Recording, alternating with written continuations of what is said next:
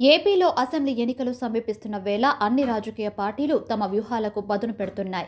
కేంద్ర ఎన్నికల సంఘం కూడా ఓట్ల జాబితాలోని సమస్యలు, పోలింగ్ నిర్వహణకు సంబంధించిన అంశాలపై ఉన్నతాధికారులతో చర్చించేందుకు విజయవాడ చేరుకుంది.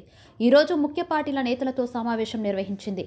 ఈ సమావేశానికి టీడీపీ అధినేత చంద్రబాబు నాయుడుతో పాటు జనసేన అధ్యక్షుడు పవన్ కళ్యాణ్ కలిసి వెళ్లారు. ముందుగా చంద్రబాబు నోటవెల్లో బస చేస్తున్న పవన్ కళ్యాణ్ వద్దకు వెళ్లి అక్కడి నుంచి ఈసీ ఏర్పాటు చేసిన సమావేశానికి వెళ్లారు. అనంతరం మీడియా సమావేశం ఏర్పాటు చేశారు చంద్రబాబు.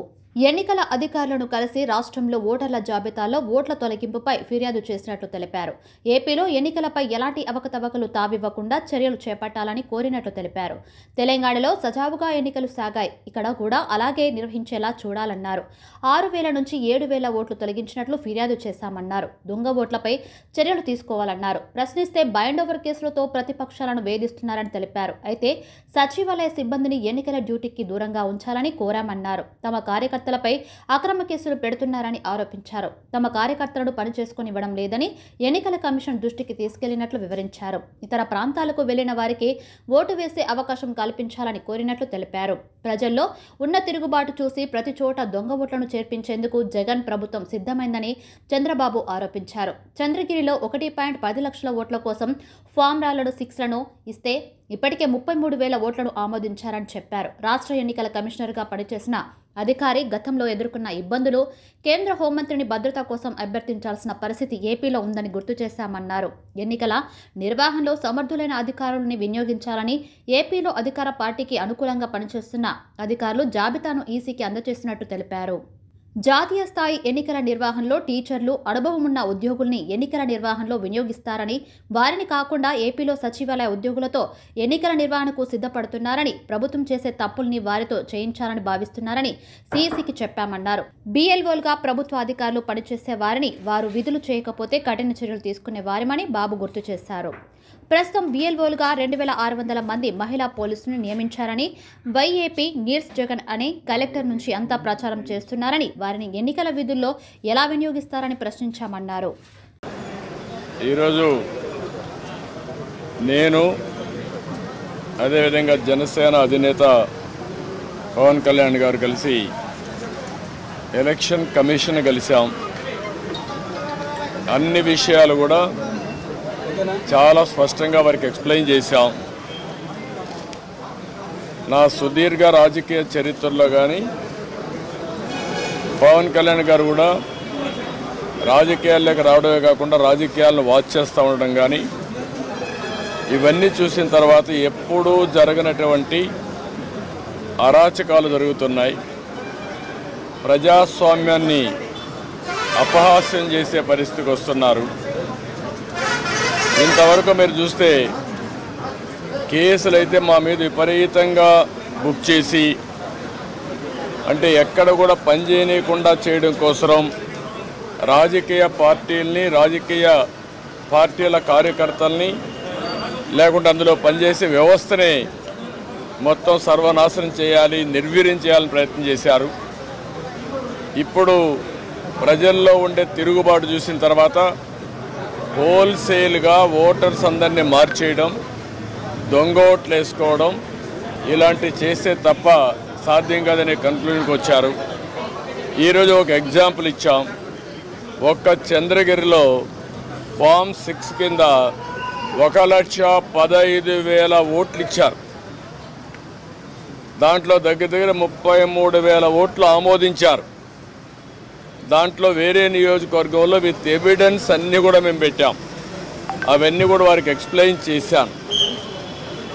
అదే మరిగా స్టేట్ ఎలక్షన్ కమిషనర్ ఆ రోజు పడిన అవస్థ కానీ, కడాన ఆయన డ్యూటీ కండక్ట్ చేయడానికి, ఆయన విధి నిర్వహించడానికి సెంట్రల్ హోమ్ మినిస్టర్ని అడిగాడు ప్రొటెక్షన్ కోసం. కుటుంబాన్ని, ఆయనకు సెక్యూరిటీ కావాలని అడిగే పరిస్థితి, అవి కూడా ఇచ్చాం. ఫైనల్గా మేము రిక్వెస్ట్ చేసింది వారిని ఒకటే చెప్పాం. ఏదైతే ఎలక్షన్ డ్యూటీ కేసే ఆఫీసర్ని సెలక్షన్ ప్రాసెస్లో కాకుండా ఆల్ ఇండియా లెవెల్లో చేసే బెస్ట్ ప్రాక్టీసెస్లో ఎంపిక చేసుకోవాల్సిన అవసరం ఉంది. ఎలక్షన్ డ్యూటీ కేసే ఆఫీసర్ని సెలక్షన్ ప్రాసెస్లో కాకుండా ఆల్ ఇండియా లెవెల్లో చేసే బెస్ట్ ప్రాక్టీసెస్లో ఎంపిక చేసుకోవాల్సిన అవసరం ఉంది.